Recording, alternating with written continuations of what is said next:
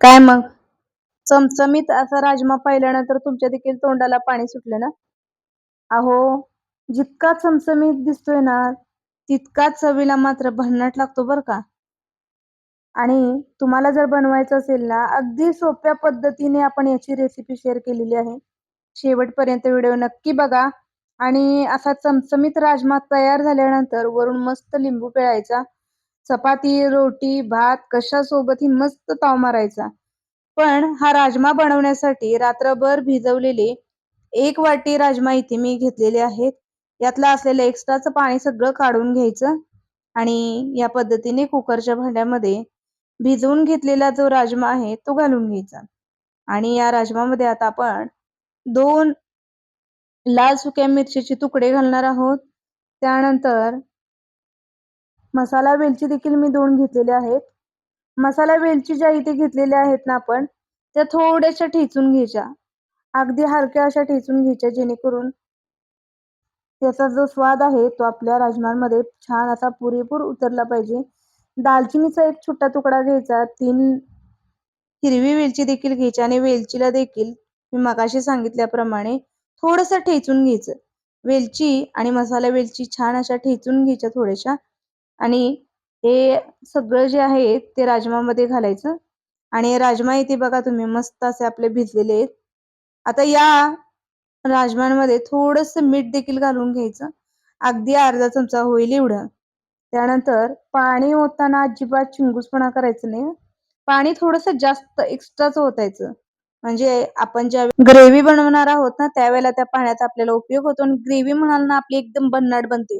तर सुरुवातीला हाय फ्लेमवरती एक शिट्टी काढून घ्यायची. त्यानंतर गॅसची फ्लेम एकदम लो करून 15 मिनिटे कुकर तसाच चालू ठेवायचा आणि तोपर्यंत इथे आपण असे मोठे-मोठे कांदे चिरून घेतलेले आहेत. तर कांदे इथे मी 3 चिरून घेतलेले आहेत. त्यानंतर 2 टोमॅटो त्याचे देखील छान असे मोठे-मोठे तुकडे करून घेतलेले आहेत. आलं, लसूण, आलं म्हणाल तर अर्धा इंच आल्याचे तुकडे घेतलेले आहेत. 10 ते 15 लसूणच्या पाकळ्या, 3 हिरवी मिरची आणि थोडीशी कोथिंबीर इथे मी घेतलेली आहे. आता आपण वाटण बनवत असताना मात्र कांदा जो आहे तो वेगळा वाटायचा आहे आपल्याला. त्यानंतर टोमॅटो जो आहे तो देखील वेगळा वाटायचा आहे. आलं, लसूण आणि मिरची, कोथिंबीर हे मात्र आपल्याला एकत्र वाटायचं आहे.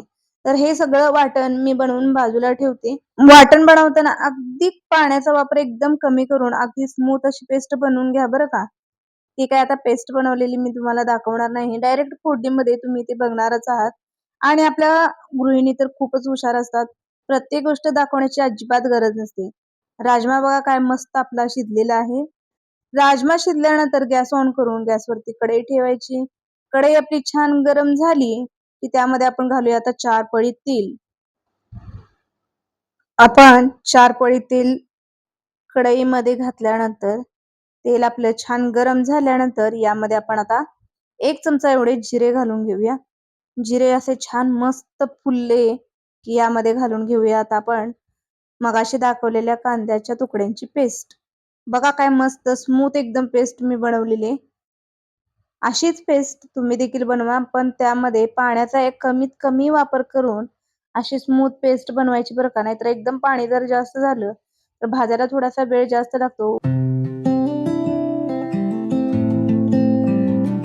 असा कांदा छान आपण भाजून घ्यायचा आहे पूर्ण याचा कच्चेपणा जाईपर्यंत. तर साधारण 10 मिनिटे तरी आपल्याला हा कांदा भाजण्यासाठी लागणार आहेत. पण कांद्याबरोबरच आपण आलं, लसूण आणि मिरची जी आहे त्याची पेस्ट बनवून घेतलेली ती देखील घालणार आहोत. क्वांटिटी थोडी कमी असल्यामुळे थोडंसं पाणी मला एक्स्ट्रा घालावं लागलं. त्यानंतर अशी स्मूथ पेस्ट बनली. पण तुमचा मिक्सर जर छान असेल तर एवढी कमी क्वांटिटी असल्यानंतर सुद्धा अगदी पटकन बारीक होतं. आणि एवढं पाणी घालावं लागत नाही. पण माझा थोडा मिक्सर ब्रँडेड नाहीये ना, त्यामुळे थोडंसं पाणी एक्स्ट्रा घालून मी बनवलेलं आहे. त्यामुळे त्याच्याकडे दुर्लक्ष करा आणि आता पुढची प्रोसेस मात्र करणार आहोत त्याकडे आवर्जून लक्ष द्या. कारण हे खूप महत्वाचं आहे बरं का. मस्त असा कांद्याचा जो कच्चापणा आहे तो जळून छान तेल सुटेपर्यंत कांदा आपल्याला भाजायचा आहे. बघा इथे आता कांद्याचा आणि आलं लसूण मिरचीचा जो रंग होता हिरवा एकदम तो थोडासा व्हाईट पडलेला आहे. कांदा आपला छान झालेला आहे भाजून आणि आता यामध्ये आपण घालूया 2 टोमॅटोची जी प्युरी बनवून घेतलेली होती ती घालूया. टोमॅटोची प्युरी देखील मी यामध्ये ऍड केलेली आहे. आणि आता यामध्ये घालूया आपण 2 चमचे लाल तिखट, जे रंगाला आणि चवीला दोन्हीलाही फायदेशीर आहे. तिखटही आहे आणि रंग देखील छान येतो. अर्धा चमचा हळद घातलेली आहे, 1 चमचा धने पावडर घातलेली आहे आणि छान पुन्हा हे सगळं मिक्स करून घेऊया. खरं सांगायचं तर ना, हा राजमा जो आहे पंजाबमध्ये भरपूर प्रमाणात खाल्ला जातो, बनवला जातो. त्यामुळे आपण यामध्ये लाल तिखट घातलेलं आहे. पण खरं सांगायचं तर आपल्या महाराष्ट्राच्या कांदा लसूण मसाल्याची जी चव आहे ना, ती काही वेगळीच आहे. अगदी कोणत्याही भाजीत घाला हो, भाजी एकदम मस्त चवदारच बनते बरं का. असो, आपण आता पुढची प्रोसेस करूया. तर राजमा शिजवल्याचं जे एक्स्ट्रा पाणी होतं ना, ते आपण घातलेलं आहे. थोडंसं घालायचं, म्हणजे मसाला जो आहे ना खालून करपत नाही हो. आणि छान एकसारखं करून घ्यायचं. जर मसाला जास्तच घट्ट वाटला तर आणखी थोडंसं पाणी ऍड करायचं आणि झाकण ठेवायचं. 3-4 मिनिटानंतर पुन्हा झाकण काढायचं. पुन्हा छान एकसारखा मसाला करून घ्यायचा. त्यामुळे मसाला अजिबात खालून करपत नाही. 3-4 मिनिटानंतर बघा मस्त तेल सुटायला सुरुवात झालेली आहे.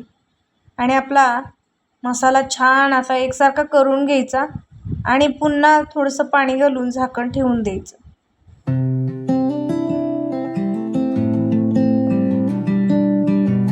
मसाल्यावरती मस्त असं तेल सुटलेलं आहे आणि एकदम चमचमीत असा आपला मसाला आता दिसतोय. यावरूनच कळतं की भाजी किती आपली टेस्टी होणार आहे. आणि शिजवलेला आता राजमा यामध्ये घालून घेऊया.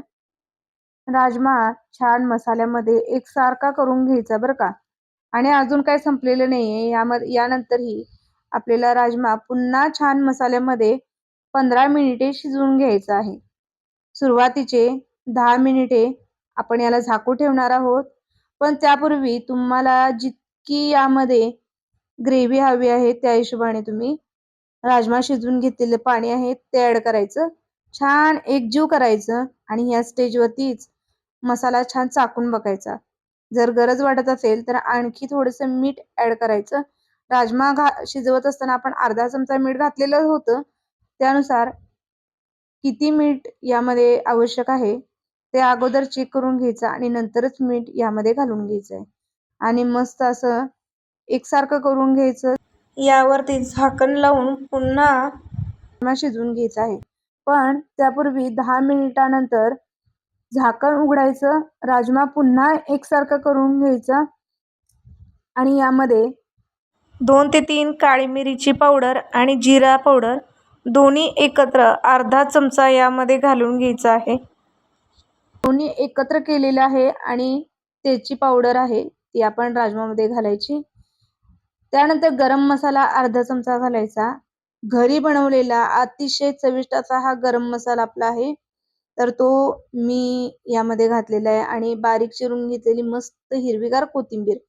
बघा काय मस्त आपला राजमा आत्ताच दिसायला सुरुवात झालेली आहे. अजून आपल्याला 5 मिनिटे हा राजमा शिजवून घ्यायचा आहे. छान सगळं एकत्र करून घ्यायचं आणि झाकण ठेवून पुन्हा आपण हा राजमा 5 मिनिटे छान शिजवून घेणार आहोत. झाकण ठेवल्यानंतर आणि 5 मिनिटानंतर बघा काय एकदम दाटसर दिसते ना. यावरती आता असा लांब चिरून घेतलेले आल्याचे तुकडे घालायचे. 2-4 हिरव्या मिरच्या घालायच्या. म्हणजे दिसायला एकदम ढाबा स्टाईल दिसतं. ढाब्यावरती जर तुम्ही राजमा खाल्ला असाल तर तो देखील विसरून जाल. इतका चविष्ट असा हा राजमा आपला तयार होतो. यावरती झाकण द्यायचं आणि पुन्हा हलकीशी एक वाफ काढून घ्यायची. आणि आता फायनली आपला राजमा इथे तयार झालेला आहे. दिसायलाच इतका अप्रतिम दिसतोय ना, सुगंध म्हणाल ना तर संपूर्ण घरामध्ये याचा मस्त असा सुवास सुटलाय. आणि घरामध्ये सुटलेला हा सुवास घमघमाट त्यावरूनच लक्षात येतं की भाजी आपली काय भन्नाट अशी चवीला तयार झालेली असणार आहे. आणि अगदी तोंडाला पाणी सुटतं. पण त्यापूर्वी बारीक चिरून घेतलेली मस्त अशी हिरवीगार कोथिंबीर घालायची आणि मग काय खाण्यासाठी तयार आहे आपला राजमा. तर तुम्हाला रेसिपी कशी वाटली कमेंट करून मला नक्की सांगा. आवडली असेल तर लाईक, शेअर आणि सबस्क्राईब करायला अजिबात विसरू नका. त्याचबरोबर बेल आयकॉनला देखील प्रेस करा आणि जास्तीत जास्त मैत्रिणींमध्ये आपला हा व्हिडिओ शेअर करा. तर भेटूया पुन्हा अशा छानशा रेसिपी सोबत. धन्यवाद.